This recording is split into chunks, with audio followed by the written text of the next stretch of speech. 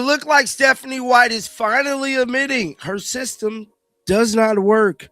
Now, there has been growing concerns about Stephanie White's style of play made for Caitlin Clark, and the system that she has been designed for Caitlin Clark these last year and a half just does not work. Let's talk about Stephanie White, because she is widely considered one of the absolute most respected and seasoned coaches in all of women's basketball today. We're talking about someone whose reputation is built on the fact that she absolutely does not fold under pressure, she doesn't easily cave to outside noise, and she almost never publicly walks back her strategic decisions. It looked like Stephanie White is finally admitting her system does not work. Now, there has been growing concerns about Stephanie White's style of play made for Caitlin Clark, and the system that she has been designed for Caitlin Clark these last year and a half just does not work. And I think us as Caitlin Clark fans that's been watching since the Iowa days, the real fans, we know Lisa Bluter's system forever worked. She designed everything around Caitlin Clark offensively, defensively, and that's why they was able to go as far as they went with only 3-star players on their teams. See, a lot of people tend to forget that the Iowa Hawkeyes women basketball team did not have a 5-star player. But when you had Caitlin Clark at the captain of the ship, want to know what happened? A lot of these players looked like 5-star players. Caitlin Clark single-handedly helped players like Kate Martin get to the league and many others with the style of basketball she played. She distributed the basketball like a colonel when she was on the court.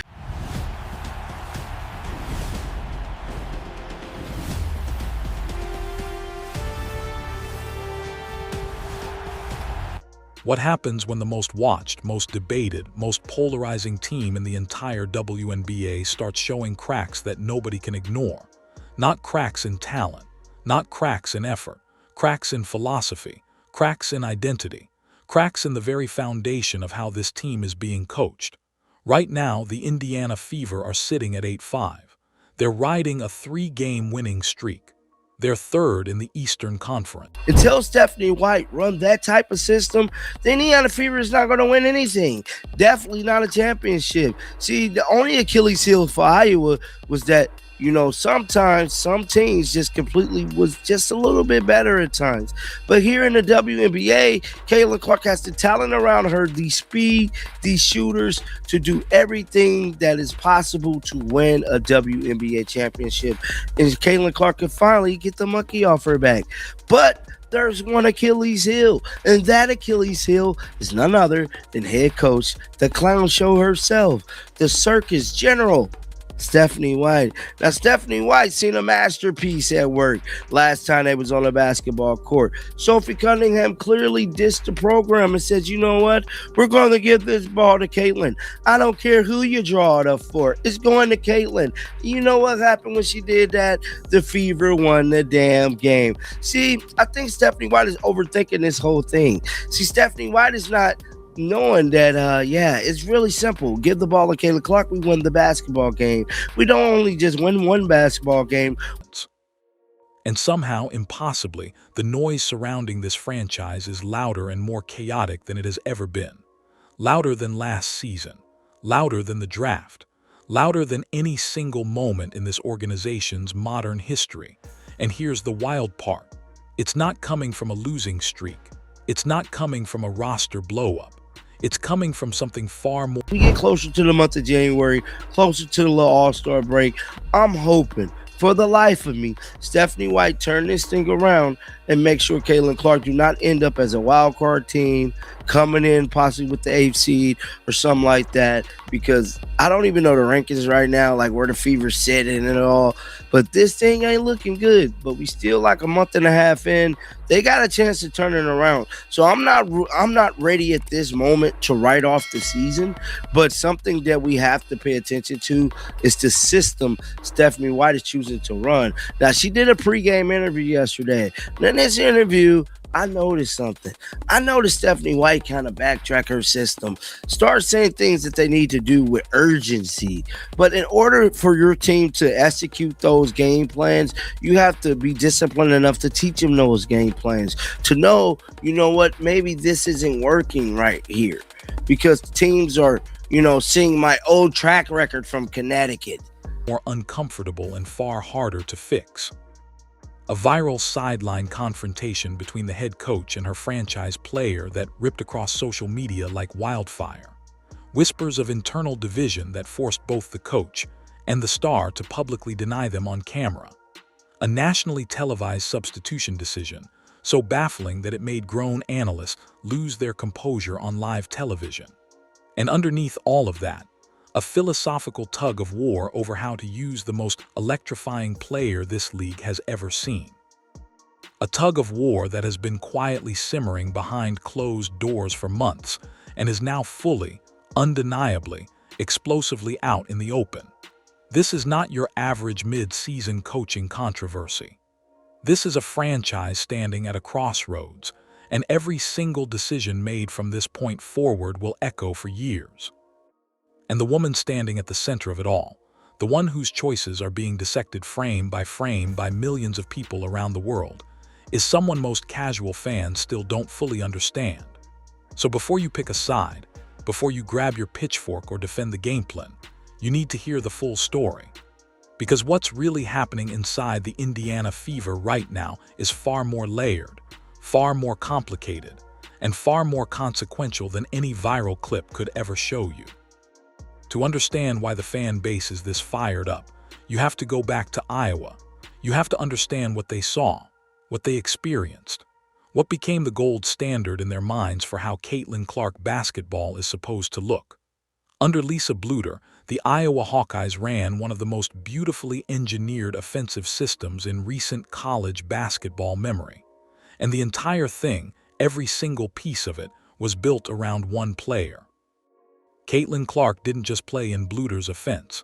She was the offense. Every screen was set to free her. Every spacing decision was made to give her room. Every possession funneled through her hands, her reads, her instincts. And here's the part that still blows people's minds. The roster around her wasn't stacked with five-star recruits. Not even close. Iowa didn't have the blue-chip depth that programs like South Carolina or LSU had. What they had was Clark. And Clark made everyone around her look like they belonged on a completely different level. Players like Kate Martin, who by all traditional scouting metrics had no business being on a WNBA radar, ended up getting drafted.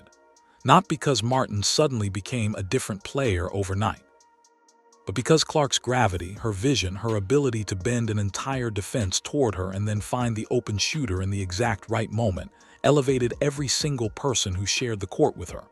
That Iowa team won a back-to-back national championship games. They played in front of record-breaking crowds. They turned women's college basketball into must-see television. And through all of it, the formula never changed. Give Clark the ball. Let her create. Let her dictate. Let her be the engine, the architect, and the closer. It worked so beautifully that it almost felt unfair. And when Clark left Iowa and landed in Indiana, every single fan who watched that system hum carried a very specific expectation with them. They expected to see the same thing, the same freedom, the same flow, the same Clark. And when they didn't get that, when the system looked different, felt different, and produced different results, that expectation turned into frustration. And that frustration turned into something the Fever organization clearly was not prepared for.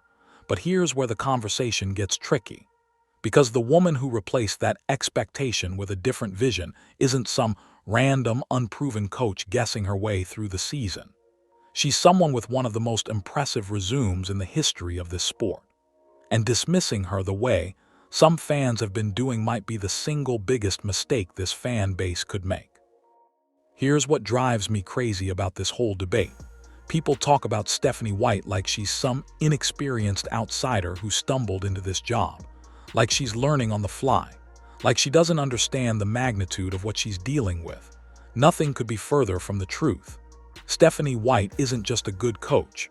She is woven into the DNA of this franchise at the deepest possible level. She was part of the Fever's inaugural roster back in 2000.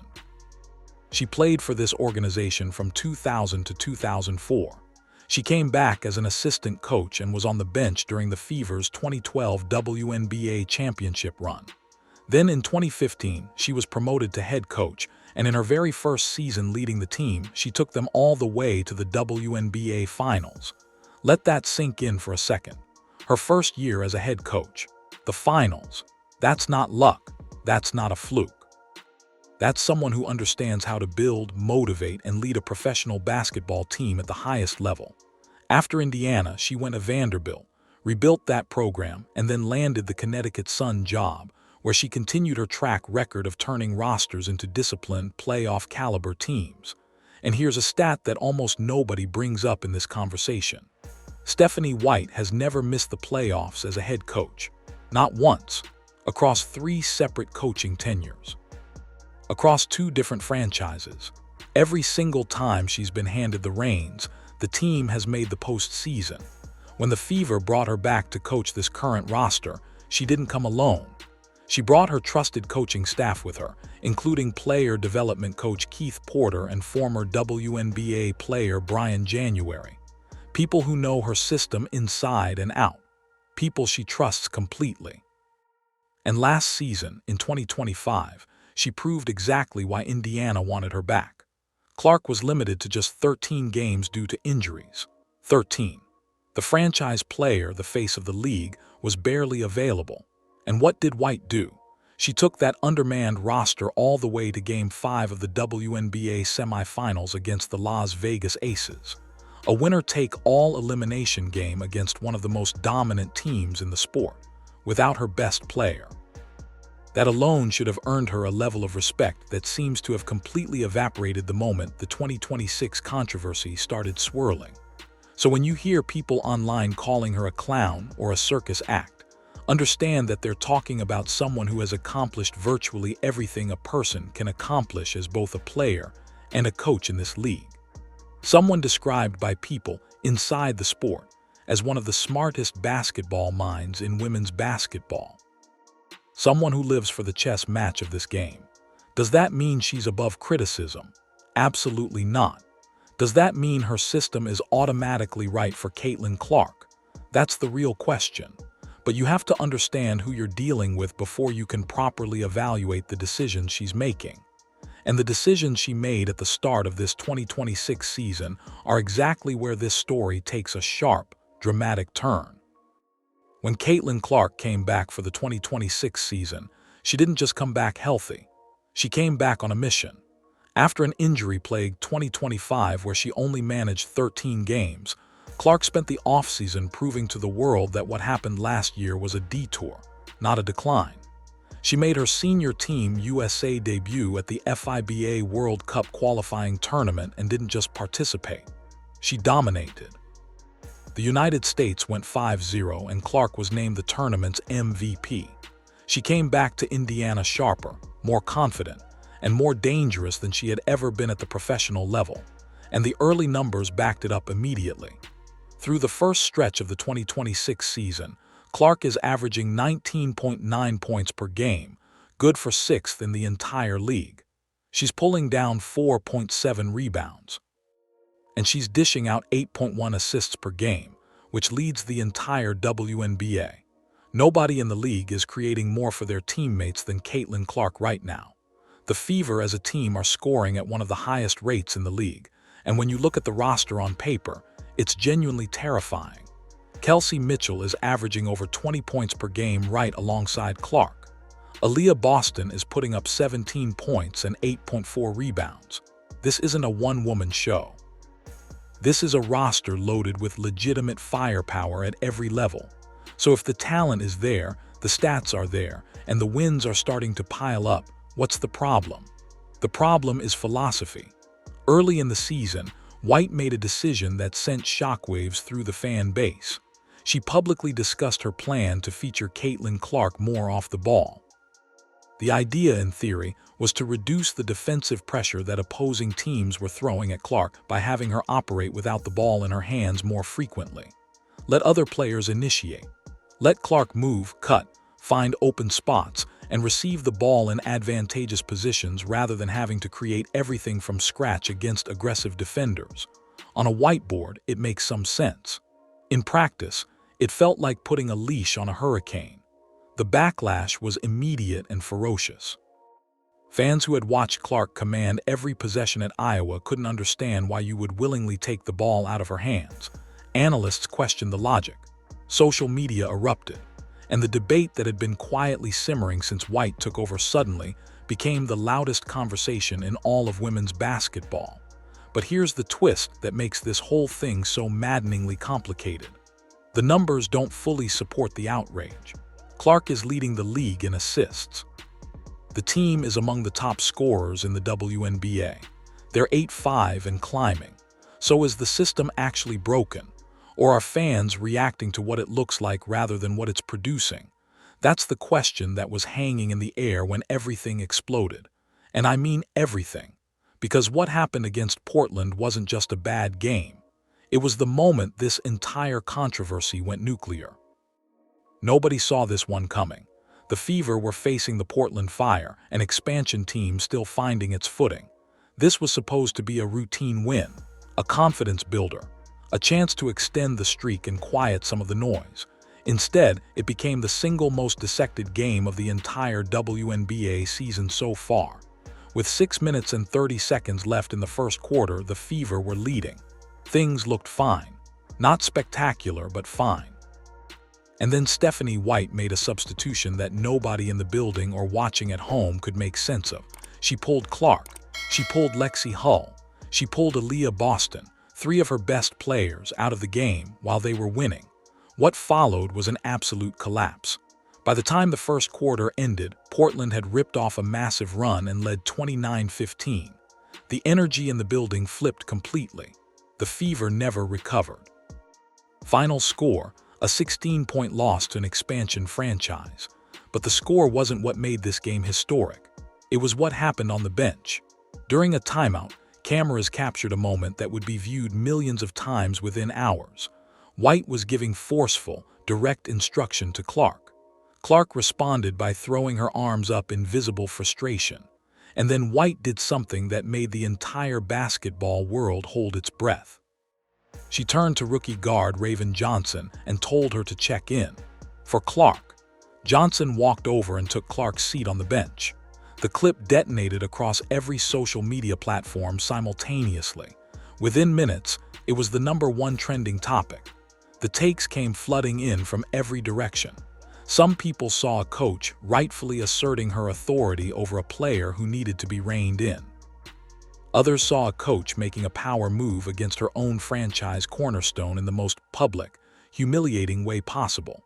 And a massive portion of the fan base saw something even more alarming. They saw confirmation of everything they had been afraid of. That Stephanie White and Caitlin Clark were not on the same page. That the philosophical tension between them had finally boiled over. That the system wasn't just flawed, it was fracturing the most important relationship on the entire team. White addressed it afterward. Workload management. Nothing unusual, standard coaching decisions, but nobody was buying it, not after what they saw with their own eyes. Clark, for her part, handled the aftermath with a maturity that belied her age. When asked about the constant scrutiny, she kept it simple. This is her life now. She knows the cameras are always rolling. She knows every interaction will be analyzed and amplified. And she's accepted that reality, even when it's uncomfortable. But acceptance and agreement are two very different things. And what happened in the days following that Portland disaster is when the narrative truly spiraled beyond anyone's control. Because someone very famous decided to pour gasoline on an already raging fire. Just when you thought the noise couldn't possibly get any louder, Skip Bayless entered the chat. The veteran sports commentator who has built an entire career on lighting matches near open powder kegs posted on social media that there were reports Stephanie White was being let go from the Indiana Fever. Fired. Done. Gone. The internet lost its collective mind. Within minutes, the post was everywhere. Fans were celebrating. Critics were outraged. And the entire sports media ecosystem went into overdrive trying to confirm or deny what Bayless had put out there. It didn't take long for reality to catch up. Reporter Chloe Peterson moved quickly and stated in no uncertain terms that there was absolutely no validity to the report. White was still the head coach. Nobody had been fired. Nobody was being fired. The report was, by all credible accounts, completely baseless. But here's the thing about the internet. It doesn't care about corrections. The damage was already done. The narrative had already taken root. And now, instead of talking about basketball, the Fever were forced to spend their media availability putting out fires that never should have been lit in the first place. Both Clark and White addressed the situation directly after the Fever's next game, an 85-75 victory over the Connecticut Sun, where Clark dropped 25 points and looked every bit the dominant force her fans know she is. When asked about the misleading reports and alleged internal division, Clark didn't flinch. She called it what it was: speculation, nothing more. White went even further. She pushed back hard against the entire machine that had manufactured the controversy, drawing a sharp line between legitimate reporting and the fan-generated chaos that was consuming the conversation. She pointed directly at social media narratives, bots, and unverified accounts driving stories that had zero basis in reality. Legitimate news sources, she said, need to report legitimate news. And she's not wrong. But she's also coaching in 2026, where the line between legitimate news and viral speculation has never been blurrier, where a single out-of-context clip can reshape an entire franchise narrative overnight, where the court of public opinion moves faster than any press conference can keep up with. And the deepest irony of this entire mess: while all of this chaos was unfolding, while the firing rumors were flying and the hot takes were burning up timelines everywhere, the Fever were actually winning basketball games. They were climbing the standings. Clark was putting up elite numbers. The offense was humming. The team that the internet had declared was falling apart was quietly, steadily getting better. But nobody wanted to talk about that, because the drama was more entertaining than the box score. And that tension between what's actually happening on the court and what the world believes is happening behind closed doors is the invisible fault line that runs underneath everything the Fever do right now. It also raises the one question that sits at the very heart of this entire saga. A question that has nothing to do with Skip Bayless or social media bots or viral clips. A question that is purely, fundamentally about basketball. Strip away all the noise, forget the tweets, forget the rumors, forget every hot take you've ever heard about this situation. There is one question that matters more than anything else when it comes to the future of this franchise. Is Stephanie White building her system around Caitlin Clark, or is she asking Caitlin Clark to fit into a system that was never designed for her? Those sound similar. They are not. They are fundamentally, philosophically, structurally different approaches to coaching. And the answer determines everything. When Lisa Bluder coached Clark at Iowa, there was never a single moment of ambiguity about who the offense belonged to. Every drill in practice, every play drawn up in the huddle, every adjustment made on the fly was filtered through one question: how does this help Caitlin Clark destroy the defense? The result was one of the most devastating offensive machines college basketball had ever seen. White's approach has been noticeably different. The off-ball emphasis, the structured half-court sets, the desire to distribute the creation responsibilities across multiple players rather than funneling everything through one. On paper, it's a reasonable professional strategy. You could argue it's even the smarter long-term play for roster development and sustainability over a 40-game season. But there's a massive difference between a reasonable strategy and the optimal strategy. When you have a player like Caitlin Clark, a once-in-a-generation talent whose greatest gifts are her vision, her pace, and her ability to create something out of nothing with the ball in her hands, reasonable might not be good enough. Here's where it gets genuinely complicated, though. The numbers are not cooperating with the outrage narrative as cleanly as people want them to. Clark leads the league in assists. She's 6th in scoring. The Fever have one of the highest scoring offenses in the WNBA. Mitchell is thriving. Boston is producing. The roster, by most measurable standards, is performing. So is the system actually failing? Or is the system working well enough to produce wins while simultaneously leaving an enormous amount of Clark's potential untapped? That's the distinction that separates casual fans from people who truly understand what's happening here. A system can produce good results while still not being the best possible version of itself.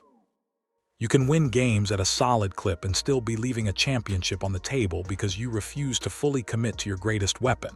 And that's what haunts Fever fans at night. Not the losses, the glimpses. Those stretches within games where everything suddenly clicks, where Clark gets the ball in transition, where the floor opens up, where she's making reads at full speed and the defense simply cannot keep up. In those moments, the Fever don't just look good. They look unguardable. They look like a team that could beat anybody in this league on any given night. And then, almost like clockwork, the pace slows back down. The half-court sets return. Clark drifts to the corner.